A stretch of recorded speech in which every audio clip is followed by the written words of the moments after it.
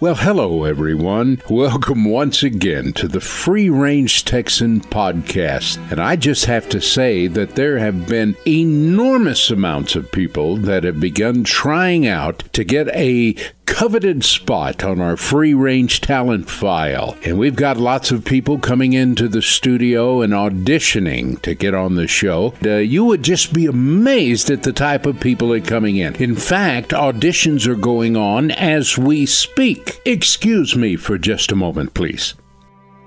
Okay, let's try it again. There's no business like show business. Holy smokes. No, wait a minute. Cut.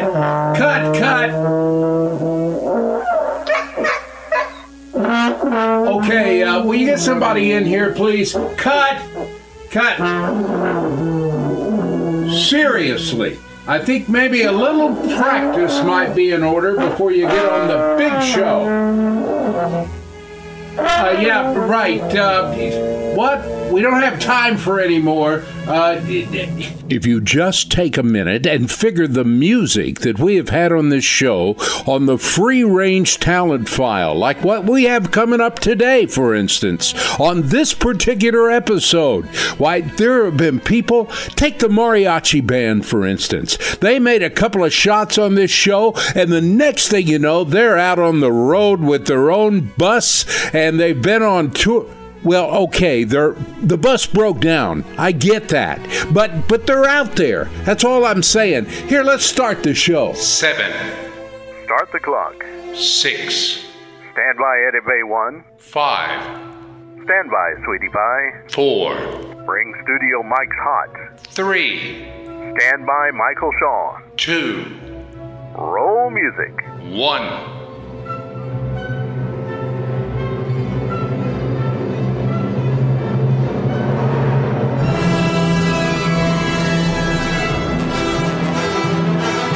Well, howdy, y'all. The Free Range Texan podcast is underway. This here program is a special look at the way life is shaping up for folks in the U.S. of A., seen through the eyes of a born and bred West Texan. Our host is a veteran broadcaster who is known for his Campfire visits on radio. Michael Shawn is standing by. Bringing a touch of class to the podcast. So here he is, our host, a real Free Range Texan himself, Michael Shawn.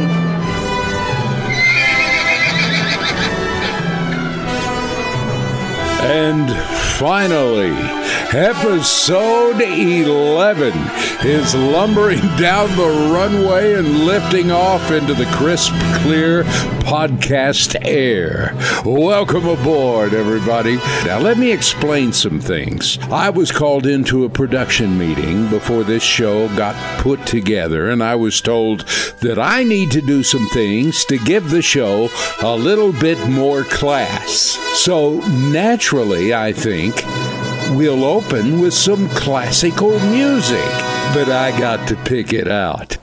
Giving the show some class is no problem at all on this edition of the Free Range Texan podcast. Andy Wilkinson, singer, songwriter, book writer, you name it, and a great talent. He comes out of West Texas. Plus, we've got some neat music that Andy has done. And just when you thought it couldn't get any better, we've got a story about an animal named Slewfoot. And of course, Michael Shawn's Campfire. It's all coming up. The Free Range Texan podcast.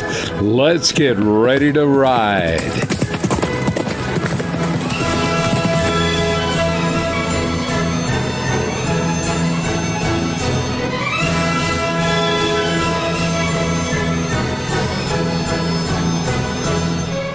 This episode of Free Range Texan Podcast is brought to you by A-Team PR.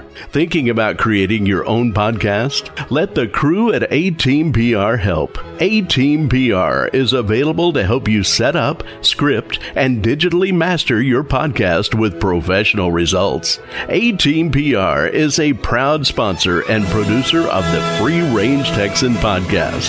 For more information, go to freerangetexan.net. That's freerangetexan.net.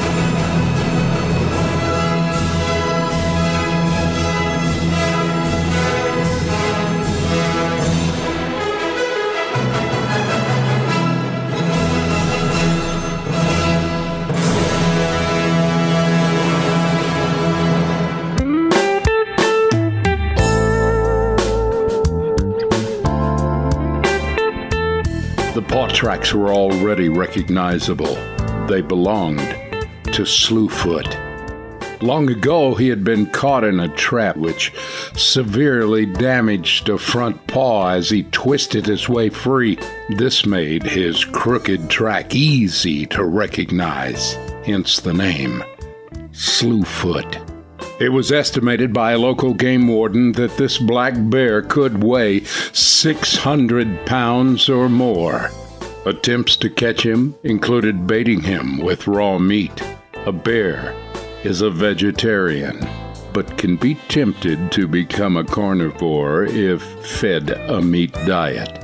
I was never inclined to hunting, until the day my son Cody and I came upon his tracks in Mooney Canyon, south of Flagstaff. On this occasion, my 12-year-old son and I were searching for some steers that were probably grazing up at the start of the trail.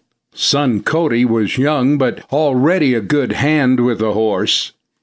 The further we went, the less tracks we saw. We were beginning to think that our lost cattle had gone a different direction. We were soon to savvy differently. Our horses became skittish. It was then that I looked down and saw the tracks of Slewfoot. He was a large bear, maybe only a month out of hibernation and still hungry. I was glad to be packing my pistol. Our dog became interested in sniffing the ground. I felt uneasy because even though I didn't mind surprising a bear, I didn't want a bear to surprise us. Our last careful approach into the pit-like wash was a wary one. Cody was just behind me, and there, in front of me, was a gruesome revelation. Scattered around the small ravine were the remains of at least 7 carcasses. It was a killing field of dead cattle. I saw bodies and bones of steers who made those fading tracks we had been following. They had all been mauled and eaten by Slewfoot. Along with them lay what was left of about 4 or 5 deer. We looked at each other and realized we were plumb in the middle of a bear's dinner plate. We turned, backed off softly, and rode out of that graveyard and headed for home.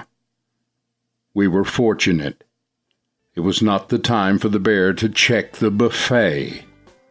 Slewfoot remained a legend in the area and likely died of old age. He had no predators but men, and nobody bragged about getting him.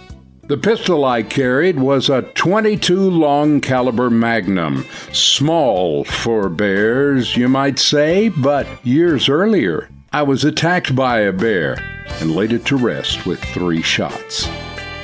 Slowly as time has passed, I've come to only hunt if I'm desperate to eat. Perhaps old Slewfoot that day felt the same way. And Cody? Well, at this time, he is completing his master's and doing an internship as an athletic trainer with the Dallas Cowboys. My. Have digital microphone will travel. Wagons! Ho! Get 'em up! Move 'em out! You're listening to the Free Range Texan Podcast. It's time now for another segment of Free Range Talent, brought to you by A-Team PR, bringing a host of creative media production and public relations services to our exclusive list of clients. Maybe you could hire the A-Team. And now, here's the next segment of Free Range Talent.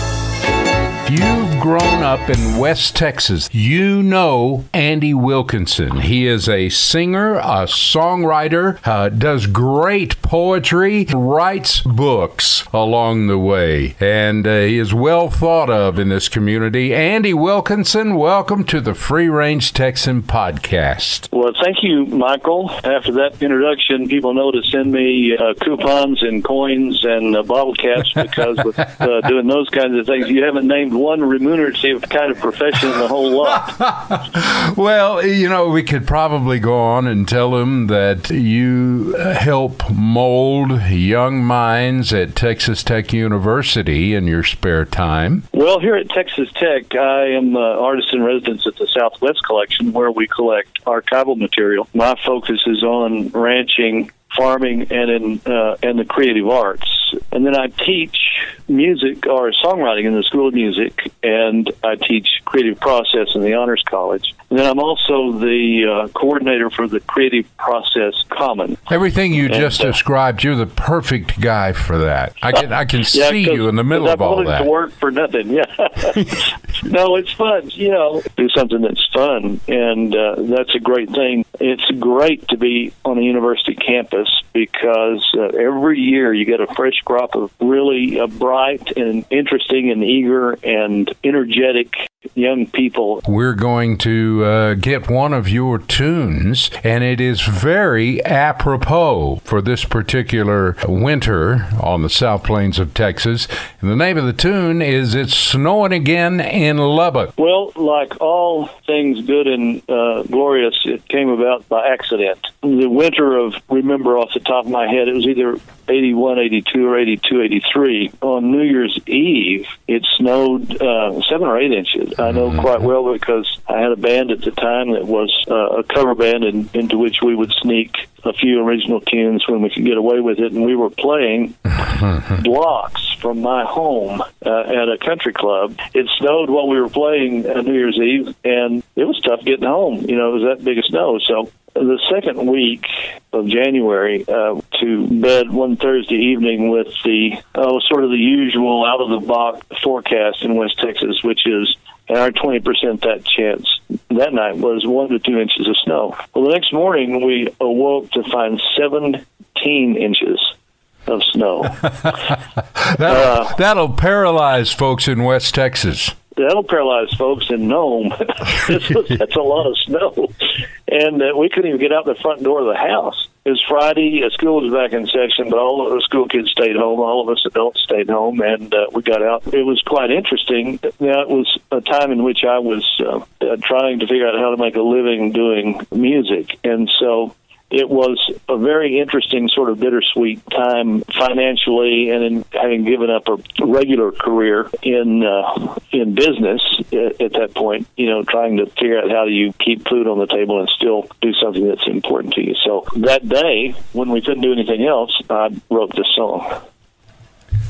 Andy, the big money's in podcasting. I guess you know that. Yeah. Well, I'm taking notes, Michael. All right. Now, before we run out of time here, I do want to mention your book, Suprise, Texas. This is your latest, and I've got some stuff here that I was handed before we went on the podcast. Everybody knows Terry Allen. That's another guy we should have on our podcast. Do you think he'd show up? I can't speak for him, but if you can corner him, I'll tell you, he'll be quite the subject. We called Tom Selleck, and we've had trouble getting him on the show. Well, Terry will be a click harder to do than Tom Selleck, I think. Oh, Terry Allen wrote down things like it's set in the hardscrabble oil patch of Andrews County, Texas. Well, Andy Wilkinson has written an honest-to-God West Texas panhandle classic. Suprise, Texas is a great adventure and the very best kind of surprise. Those are tall words from a guy like Terry Allen.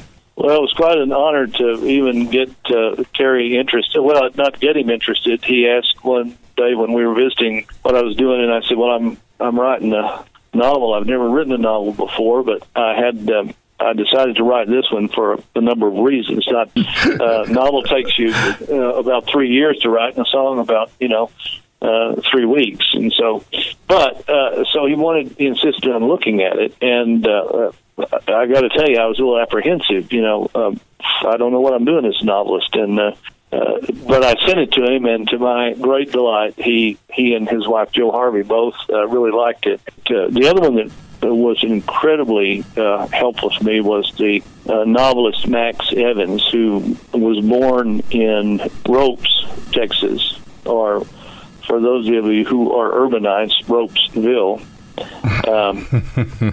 Max was a cowpuncher and a painter, novelist. A couple of his novels made into movies, The High-Low Country, The Rounders. And Max was a screenwriter, a rewrite guy in Hollywood for a long time, whose best friend was Sam Peckinpah. Oh, my. It gives you an idea of the incredibly helpful to me in not so much guiding, fix this, change that, but inspiring me with stories about his own work. And so I would also encourage any of your listeners to track down Max Evans' works. He's one incredible writer. Andy Wilkinson, the book is Suprise, Texas. The music, well, we're just going to have to revisit that more and more on this podcast in the weeks and months ahead. We are honored to have you on board the Free Range Texan podcast. And bless you, brother. Well, thank you, Michael, and it's an honor. It's an honor to be had. And now, here is It's Snowing Again in Lubbock, Andy Wilkinson on the Free Range Texan podcast. Holidays are over, bills are coming due. Work's been hard to come by, I'm telling you. Money ain't important, though that's only partly true. More than money, I need something to do. When it's snowing again in Lubbock, on the Llano Estacado, the snow blows in like trouble, trouble with nowhere else to go.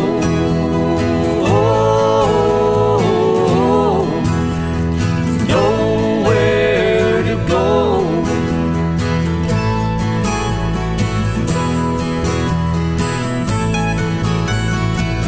It's drifted on the fences, it's piled up on the cars. Can't get where you're going from where you are. But it don't make no difference, 'cause I ain't trying very hard. Giving up don't require you go too far. When it's snowing again in Lubbock, on the Llano Estacado, the snow blows in like trouble, trouble with nowhere else to go.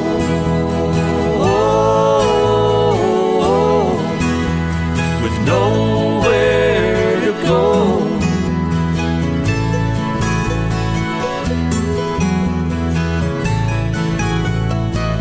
Snowed all January, hell, I guess it snowed all year.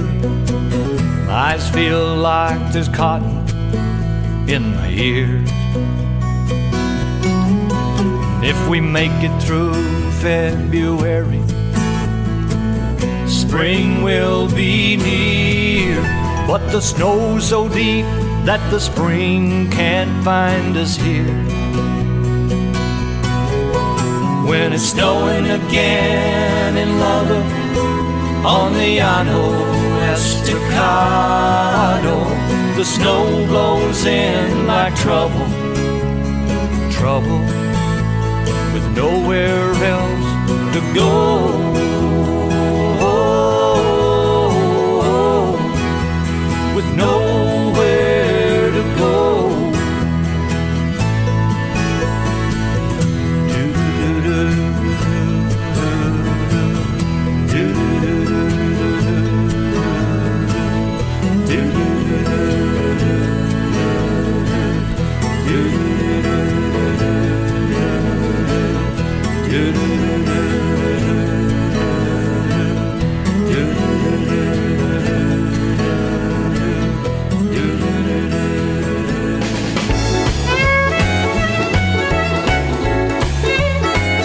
You've been listening to the Free Range Talent File. If you'd like more information about our guests, just go to our website at freerangetexan.net. Also, submissions to be interviewed on our program can also be submitted on freerangetexan.net. Well, hello, everyone. This is old Michael Shawn, and welcome. Pull up a seat to our campfire. Well, near as I can tell, this story originated by a fella called Captain Cody. You see, it was 1871. In those days, a person could live their whole life without much changing. But on this day, a set of remarkable events were about to set in motion some life-changing decisions that would shape the destiny of 4 seemingly average cowboys. 4 different wanted posters went up on various and sundry tree trunks, fence posts, and sheriff's offices throughout what we know today as southern New Mexico. All 4 outlaws were wanted for holding up the bank in Santa Fe and getting away with 11,000 pesos and $18,000 in gold. Now, there were no pictures on these posters, but the names read John Ramsey, Gordon Tanker, Chester Friedman, and Frederick Smith. Now you've been introduced to these so-called outlaws. Well, John, Gordon, Chester, and Frederick strolled into the Santa Fe Bank and very politely invited bank customers and employees to put their hands up and hand over the money. The banker came whooping around the end of the desk, and he nervously said, Okay, take the money and the gold, just don't hurt me. Gold? It seemed in their haste to plan the big bank robbery event that they had only dreamed of riding off with saddlebags full of cash. They had forgotten to remember that a number of bags of gold would also be available in their new budding careers as outlaws. So our 4 new enlightened cowboys took the money and the gold and made what was known in those days as a clean getaway. Now, it was old John Ramsey that it occurred to first off that they didn't particularly know where they were going, and perhaps more importantly, what they were doing or going to do with their newfound loot. They rode past an old abandoned church house.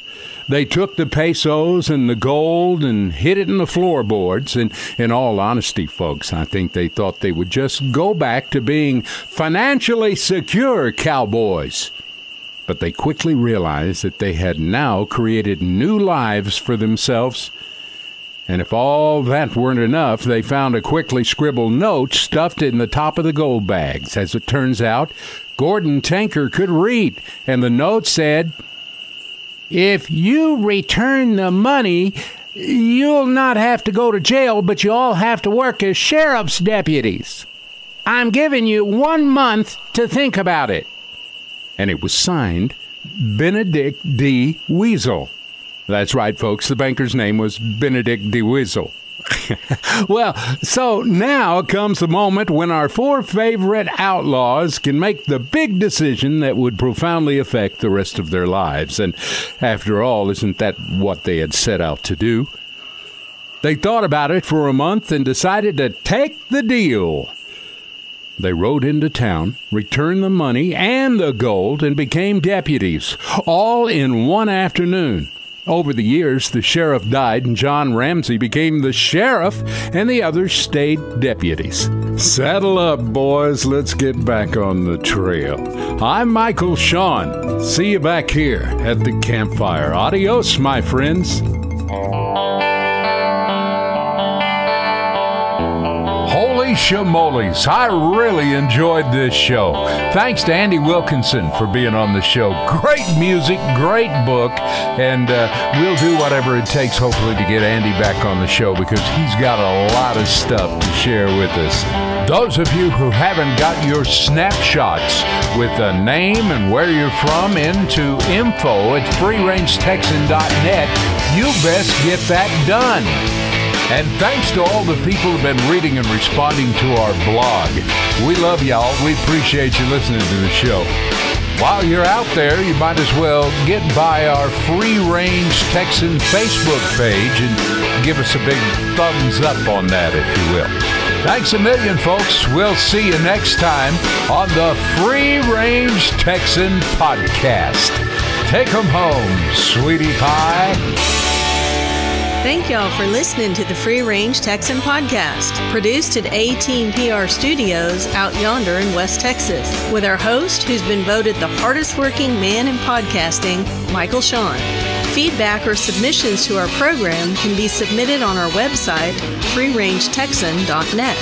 That's freerangetexan.net.